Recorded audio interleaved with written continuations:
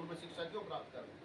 ये सब चीज़ों के खिलाफ वो लोग हमारे खिलाफ लगे हैं और हमको भड़काया जा रहा है एक दूसरे के खिलाफ, कभी जाति के नाम पर, कभी आरक्षण के नाम पर, कभी हिंदुत्व के नाम पर। उनका एक ही मकसद, अगर ये इस बार अगर चुनाव में अगर इनको 4 सीटें मिल जाती तो संविधान तो अगले दिन ही बदल जाना। और सोचिए संविधान बदलने के बाद आप हम लोगों का क्या होगा?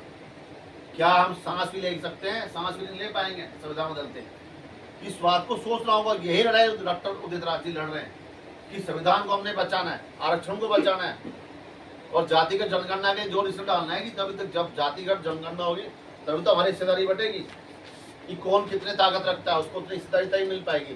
नहीं तो जितने लोग, जो लोग सत्ता में 3% लोगों की सत्ता में बैठे हुए हैं, वो इसी बात से डर रहे हैं कि जातिगत जनगणना हो गई तो हमारा सब कुछ उड़ जाएगा, सत्ता से भी बाहर हो जाएंगे।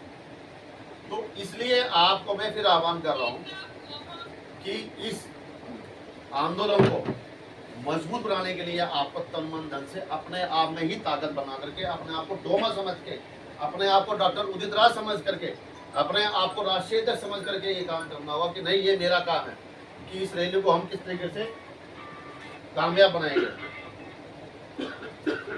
इस रैली के अंदर हम कितने ज्यादा से ज्यादा जनधन लेकर के आएंगे, जन बल लेकर के आएंगे, कितनी संख्या इस रामलीला मैदान में कर सकते हैं, ये आपको एक एक व्यक्ति को उदित राज बन करके सोचना होगा कि हम ज्यादा लोगों को उस रामलीला मैदान में ला करके कैसे हम ताल ठोक के सरकार के खिलाफ और सरकार को झुकाने का काम।